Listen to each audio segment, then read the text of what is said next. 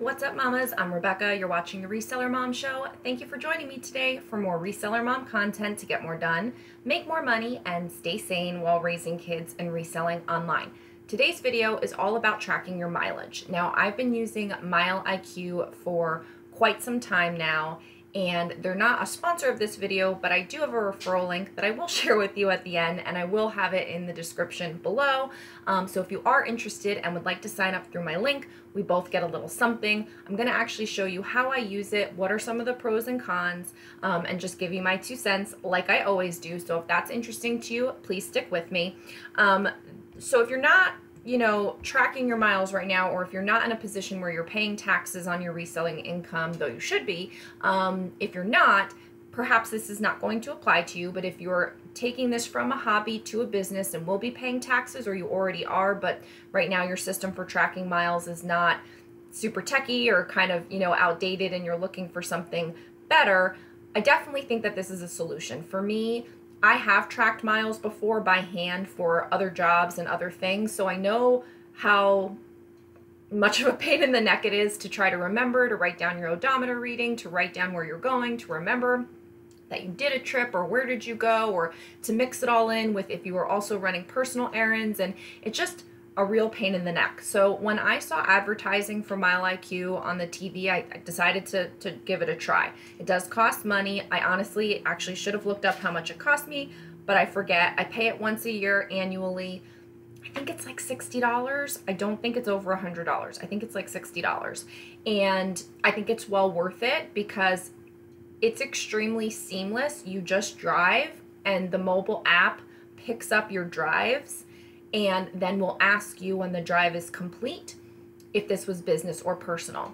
Now, my only criticism of this is that it takes a little while for it to register. So I've already gotten to the place, I'm already involved in whatever I'm doing at the place, and so I'm not usually looking at my phone to swipe left or swipe right in the phone mobile app to classify the drive. So what I found that is the easiest for me is to actually utilize their website to do my classification of what is a personal trip and what is a business trip. But to start back at the beginning with your mobile drive, basically you download the app and that tracks your drives by the app being with you. Sometimes it will even track a walk. Like if I go on a mile walk with the dog, we do a family walk usually every day, and sometimes it picks that up, and so you just write that it's personal, and that's fine. But it's nice that it's automatic, so you don't have to think, oh, I need to track this. Oh, I need to write this down. Oh, I need to write down my odometer reading. None of that. That is completely frictionless and seamless, and that's what I really love about it, because it's all in the recording. You can classify later, but it's all in getting that trip recorded and having a record of it. So once that happens with the mobile app, again, you can definitely use the mobile app to swipe left or swipe right to classify it as a business or a personal trip, and then it just keeps track of everything, keeps a tally. There's some great reporting, which I'll show you in a sec.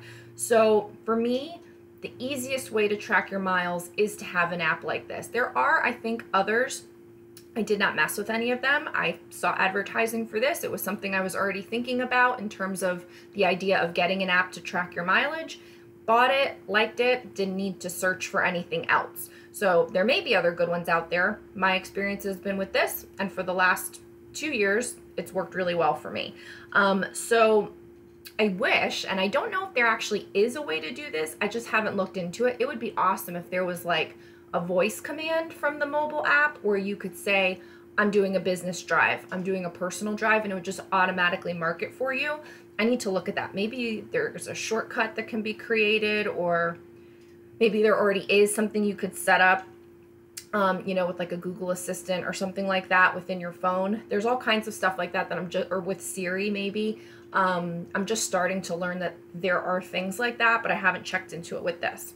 So what I usually do, and what I'm just going to kind of briefly show you, and some of the things that I really like about this, is that doing it later, ideally I'm supposed to do this once a week. Ideally, I have it set on my calendar to do it on Sundays. Today's Monday. I didn't do it yesterday. I didn't do it last Sunday. I probably haven't done it for the last like 3 or 4 Sundays. As you can see right here, I have 323 drives. from August to today, and perhaps they're even, I don't know if there's any before that that are unclassified, but basically unclassified means you haven't told it whether it was personal or business. And so I'm a little behind, but that's why I thought this was really good to do the video. And if I want to play it off, I could say, oh, I was saving them all up just to do this video. Anyway, the whole goal is just to say whether it was a personal trip or a business trip. Now you can actually, oh, I'm getting an offer.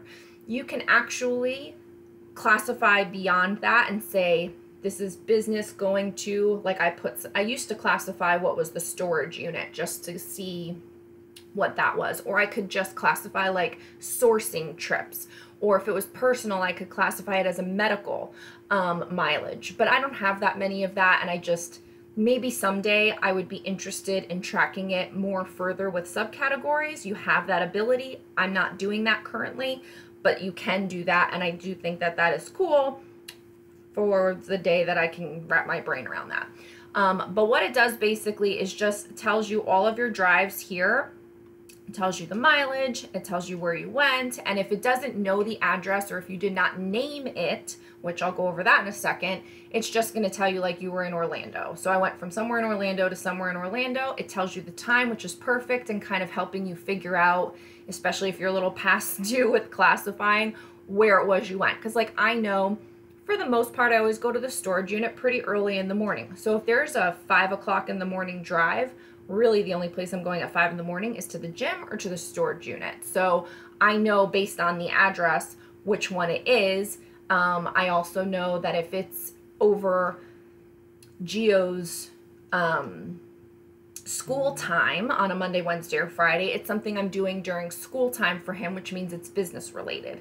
If it's on a Tuesday, that's our errands day. So I'm not doing anything for the business on Tuesday.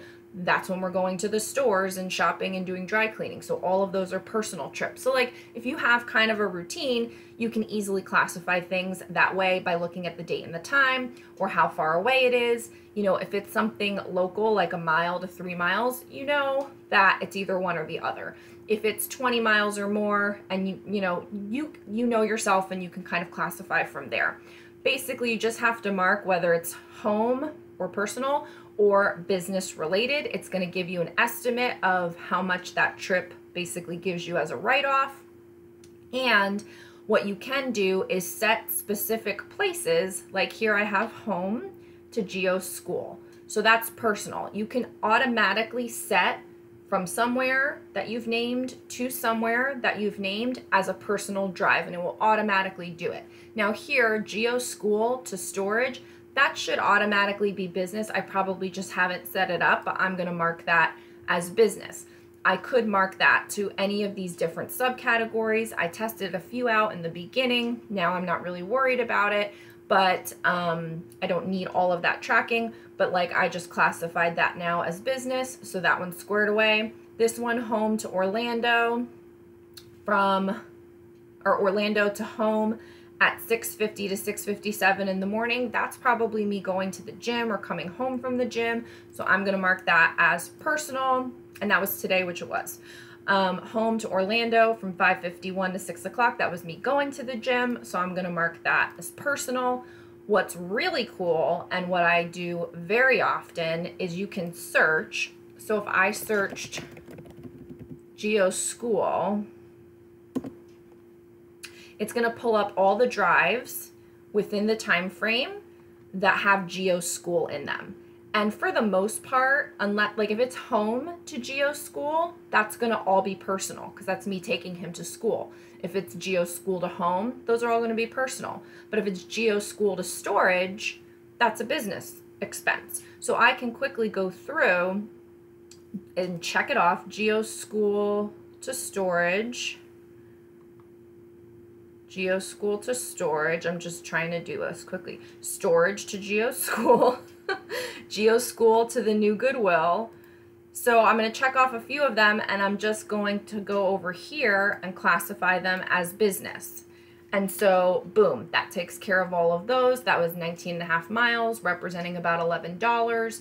And bam, bam, bam, that's done. So I'm going to say that that's done. And so over here, sorry, I'm pointing, you can't see that. Over here on the right is like the details once you're doing things. So I just classified a couple of drives. Now I'm down to 250 unclassified. So it gives you all the information that you could ever want. And so I'm not going to classify everything for you, but I did want to show you some of the things that make it go faster, that make it easier and more efficient, because most of the things that you're doing for reselling are probably going to be pretty similar. Now, I will say the only thing that's monkeying this up right now is that, you know, before I would just go to the Goodwill bins, same place all the time. I go to the local Goodwill retail, same place all the time. Go to Geo School, do my normal errands. Like, all those things are pretty the same. And so that's why I've plugged them in and named them. And like, I won't, most of these are all, well, I have it searched for a named one. Maybe I'll do a full tutorial on this another time, but it's pretty easy to figure out. Once you click on a location, you can name it, and so it's very easy to do. But so if you name all the normal places that you go on a regular basis, it's really easy to see those random ones pop out because they're not named, and you should be able to easily identify, if you don't, like me, wait too long, you know, what you did in the week and what's personal and what's business. Now, the thing that's monkeying me up is I've been doing a lot more local closet clearouts where I'm running all over town just in my zip code, but it feels like I'm running all over town to all of these different subdivisions, picking up people's stuff, dropping it back off. So I do think for those, I probably should start doing it on the mobile app, because I might forget later, since I'm doing it at different times. I'm just going for a minute and coming back. Sometimes it registers as one drive because you're not there for very long. And so I'm not probably capturing all of those, because for me, I don't ever want to get in trouble with the IRS. And so I just err on the side of, if I'm not sure that it was a business one, I just mark it personal. I'd rather not claim more miles than I need to, not raise any red flags. Like, for the, you know, it does add up for sure, but I don't want to do anything I shouldn't. So if I'm ever not sure, I just mark it as personal, but I don't want to lose out on a business expense. And so for those local closet clearouts, I do need to make, you know, take better care with marking those off. I do just want to show you the reports real quick. I won't go through everything. You can see here, this is my 2018 business mileage, and I had $4,000. I did 858 drives that were marked as business, representing 7,000 miles for an average, you know, route amount of $4.73. You can run a report however you like. You can run it for the month. You can run it for, you know, personal or business. If I had other vehicles in here, you know, I just have mine that I'm tracking, so I just have the one. But this is for August 1st through September 16th. I mean, literally, it's very simple. With a few clicks of the buttons, you just tell it what month, what time frame, what week, whatever, that you want business drives, and it'll spit you out the amount. So like right now, if I wanted to see month to date, so from September 1st to September 16th, it's showing that there's 21 drives and 84 miles. But because I haven't classified anything that much yet, it's not going to show me what is or what isn't. Like, there might be a few that are the automatic ones, that if I just pull up business drives, here, business drives. So there's 9 drives for 43 miles for a total of $24. And I actually track this month by month in my spreadsheet. That way, come tax time, I don't need to pull all of this again at the end. I just do it month by month, so it's in there and finished. I did not do that last year, which is why I have the 2018 summary here. But this year I'm actually tracking it month by month, so that at the end of the year, which is a very crazy time for me because everything in my world happens then, and we may do a video on that just to share with you, but like, too much stuff going on at the end of the year. So for me, I'm just trying to make tax time very easy, and so you can literally pull these reports anytime you want and know exactly what's going on. So what I do need to do, here's the refer a friend. I just want to pull that up. I don't remember exactly what it looks like here. Okay, so I guess I have a link. So I give you 20% off if you use my link to sign up, and I get 25 bucks, which would help me pay for my, you know, subscription, which would be lovely. So what I'll do, I thought there was a code, but I guess it's a link. So what I'll do is put the link. Oh, I have a sign up. But why? Maybe it expired and I didn't know. Maybe he just signed up and didn't do, I don't know. I've never asked for referrals. I think I have this in my link tree, but I've never actually asked for referrals before. So I'm like, oh, interesting. Sorry. So I'll put the link in the description below if you're interested in signing up. I would love it. I definitely think you could give it a try. Like if you need to have a better way to do it and you're doing it already, or you're not doing it all, but you know you need to, you might as well do what I did, which is just start off using an app instead of trying to track it by hand yourself. Because like I say, we're busy moms.